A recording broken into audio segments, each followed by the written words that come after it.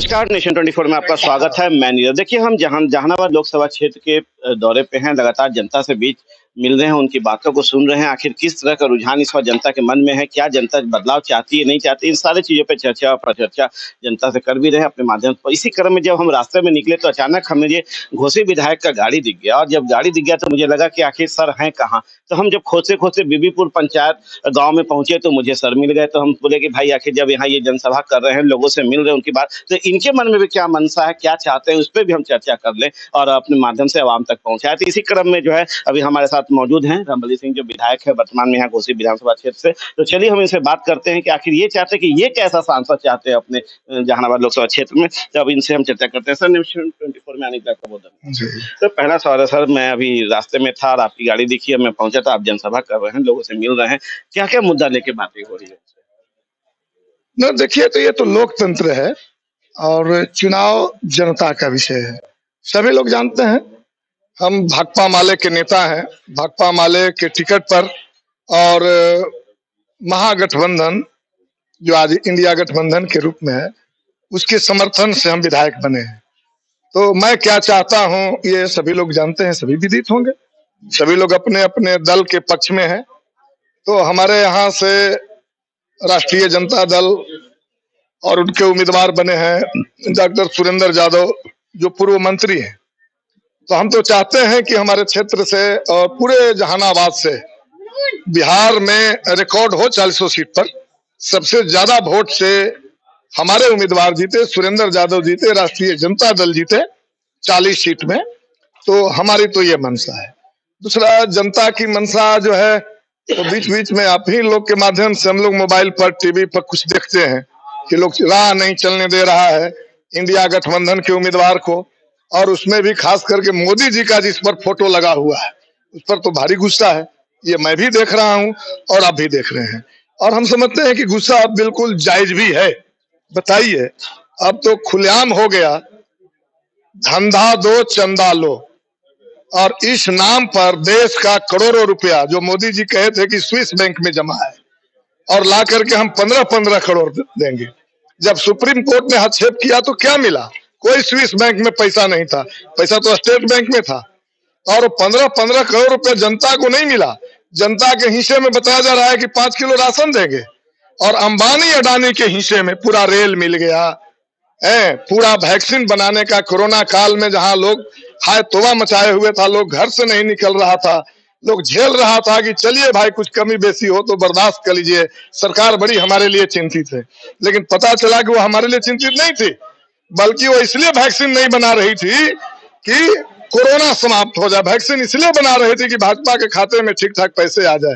तो वैक्सीन वाले से पैसा, जो सुरंग धंस गया उससे पैसा, ये भाजपा वाले गाय की बात करते हैं, लेकिन बीफ बेचने वाली, बीफ एक्सपोर्ट करने वाली कंपनियों से चंदा लिया है, और अब खुलेआम बोल रहे हैं कि हमको 400 पार दे दीजिए, 400 पार दे दीजिए।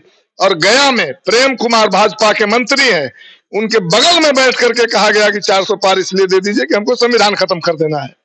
तो संविधान खत्म करने के लिए आप वोट मांग रहे हैं। तो ये बिहार इतना गरीब जरूर हो सकता है, लेकिन ना समझ नहीं है, उसको पता है कि संविधान है, इसीलिए हम वोट दे रहे हैं, नेता हमारे पीछे आते हैं। अगर संविधान ही नहीं रहेगा तब तो 2024 के बाद कभी चुनाव नहीं होगा। और इसीलिए लोगों की गुस्सा है और लोगों के मन मिजाज में है कि सबसे ज्यादा वोट से इंडिया गठबंधन को इस बार जिताया जाए। अब की बार कितना पार है? देखिए, सबसे पहले तो जो रुख देख रहे हैं, मुझे तो लगता है कि चौंकाने वाला रिजल्ट होगा। और अगर अतिशोक्ति ना हो तो हम कह सकते हैं कि बिहार के तो 40 का 40 सीट जीता जाएगा। और दूसरे तरफ झारखंड देख रहे हैं बगल में, झारखंड हम समझ रहे हैं कि बीजेपी का बोहनी नहीं होगा। और अब वो चाह रहा है कि जैसे हम लोग एक सीरियल देखे थे महाभारत, जिसमें एक शिखंडी था, तो इनको लग रहा है कि शिखंडी को ढाल बना करके ही चुनाव हम जीत जाएंगे। लेकिन जनता सब समझ रही है, जैसे बिहार है, अब वो बिहार में वो समझ रहे हैं कि भाई कहीं दे दिए हैं कि भाई उपेंद्र कुशवाहा है, तो कहीं जीतन मांझी है, कहीं नीतीश बाबू हैं, और इसका नाम वो दे दिए हैं एनडीए है। लेकिन ये एनडीए है, ये लोग पार्टी हैं, अपने उम्मीदवार हैं, अपने जो है अध्यक्ष हैं उपेंद्र कुशवाहा, और एक उनके राज्य के अध्यक्ष थे, वो चले गए जदयू में। तो अकेले बच गए, ये कोई पार्टी है? जीतनराम मांझी जी बेचारे हैं, बोलते एक रोटी से पेट नहीं भरता है, लगा कि 2-3 रोटी मिल जाएगा तो बांट देंगे किसी को। एक रोटी मिला तो बेटा को, दूसर का मिला तो बाप को। ये कोई पार्टी है? कोई विचारधारा है? तीसरा लोजपा है, आपको पता है कि 6 सीट इनको मिला था, 6 जीत गए थे। जब जीत गए तो इसके नेता पारस जी हो गए, और जब चुनाव आया तो भाजपा ने पारस जी को हटा के चिराग जी को नेता बना दिया। उम्मीदवार मिल नहीं रहा है। आप पता लगाइए, समस्तीपुर का उदाहरण ले लीजिए।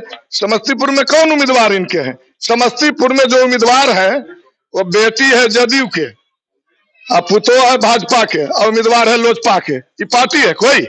और इसीलिए हम कह रहे हैं कि दरअसल एनडीए नहीं है। एनडीए के नाम पर कुछ लोगों को, अब ये नीतीश कुमार जी हैं, ये भी एगो पार्टी है। झूठों ने झूठों से कहा सच बोलो। राहत इंदौरी साहब का शेर है कि झूठों ने झूठों से कहा सच बोलो, सरकारी ऐलान हुआ है सच बोलो। एक मंच पर बैठ जाता है, बोलता है 400 पार अब की बार। दूसरा कहता है कि 4 लाख, जब उसको थोड़ा चुटी काटते हैं कि नहीं ज्यादा बोल दिया तो कहता है कि 4000 पार बिहार में, खाली 4000 सांसद खाली बिहार से देंगे। पार्टी है? ये पार्टी उठी नहीं है। और इसीलिए हम लोग का जितने भी पार्टी अलग अलग भी बैनर बना रहा है, माले हो, राजद हो, कांग्रेस हो, कहीं हम लोग एनडीए की बात नहीं कर रहे हैं। सीधा हम लोग बोल रहे हैं भाजपा हराओ देश बचाओ, और मोदी हराओ लोकतंत्र बचाओ। इसलिए भाजपा निशाने पर है। और अगर भाजपा के अलावे जो जदयू को उम्मीदवार है, जो उपेंद्र कुशवाहा है, जो जीतन मांझी है, इनको जो सजा मिल रही है केवल इसलिए मिल रही है कि ये भाजपा के साथ है, और निश्चित रूप से भाजपा के साथ है। इनको सजा मिलनी चाहिए। जाति वोट होगा या फिर विकास वोट होगा? जो वोटिंग होगी वो जनता जो वोट करेगी वो जाति वोटिंग करेंगे या फिर विकास पे? नहीं, हम कह रहे हैं कि एजेंडा तो हम लोग चाहते थे कि महंगाई एजेंडा हो, हम लोग चाह रहे हैं कि बेरोजगारी एजेंडा हो। बिहार में 10 लाख का हम लोगों ने वादा किया था, लेकिन मात्र 17 महीना सरकार चला, 5 साल नहीं चला। 5 लाख हम लोगों ने दे दिया, रोजगार जातीय गणना हुआ, आरक्षण का दायरा बढ़ गया, आंगनबाड़ी सेविका, सहायिका, रसोईया, ममता, ये सबका जो है मानदेय बढ़ गया। और मोदी जी ने 2 करोड़ लोगों का रोजगार देने के लिए बात कहा था, उसके जगह पर इन्होंने मजाक बनाया कि जो पकौड़ी बेच रहा है वो भी रोजगार है। तो हम कर एजेंडा तो हम यही बना रहे थे, मुद्दे की बात कर रहे थे, मोदी की चर्चा भी नहीं करना चाहते थे। लेकिन मोदी जी ने इस एजेंडा को बदल दिया। अब ये कह रहे हैं कि हम संविधान बदल देंगे। अब ये कह रहे हैं कि लोकतंत्र जो है अमेरिका की तरह होना चाहिए, चाइना की तरह होना चाहिए, जिसमें राष्ट्रपति का चुनाव हो, संसद नहीं चुने जाए। तो इसके खिलाफ हम कह रहे हैं कि ये मुद्दा है, और इसके खिलाफ समाज में जाति पार्टी का बंधन सारा टूट गया। जिस तरह से आजादी की लड़ाई हो रही थी 1942 में, तमाम लोग अंग्रेजों के खिलाफ लड़ रहे थे। एक पार्टी थी उस समय, जनसंघ, वो अंग्रेजों की दलाली कर रही थी, जो आज भाजपा के रूप में सत्ता में है। तो ऐसी परिस्थिति में ये दूसरी आजादी की लड़ाई है। इसलिए इसमें जाति पार्टी अंधभक्त इसका कोई जगह नहीं है। एक ही मकसद है, इस देश की हिफाजत करना है। आगे भी चुनाव हो 2024 के बाद भी इसकी गारंटी करना है। इसलिए भाजपा को हराना है। इसी आधार पर हम समझते हैं कि हमारे क्षेत्र में वोट होगा, इसी आधार में हम समझते हैं कि बिहार में और पूरे देश में वोट होगा। चलिए, तो भाजपा को हराना है, देश को बचाना, इस नारे के साथ जो है ये लगातार क्षेत्र भ्रमण कर रहे हैं, लोगों से मिल रहे हैं, उनको अपनी बातों को रख रहे हैं, बेरोजगारी रोजगार पर चर्चा कर रहे हैं, बिजली की समस्या क्या है उसको सुन रहे हैं, समझ रहे हैं, और एक विश्वास दे रहे हैं कि यदि इस बार एनडीए की सरकार बनती है तो जो वादे, जो एजेंडा को लेके, जो मुद्दा को लेके ये जनता के बीच जा रहे हैं, उसे इनके एनडीए की जो गठबंधन होगी वो उसे पूरा करने का काम करेगी। आप देखें नेशन 24 न्यूज। नमस्कार।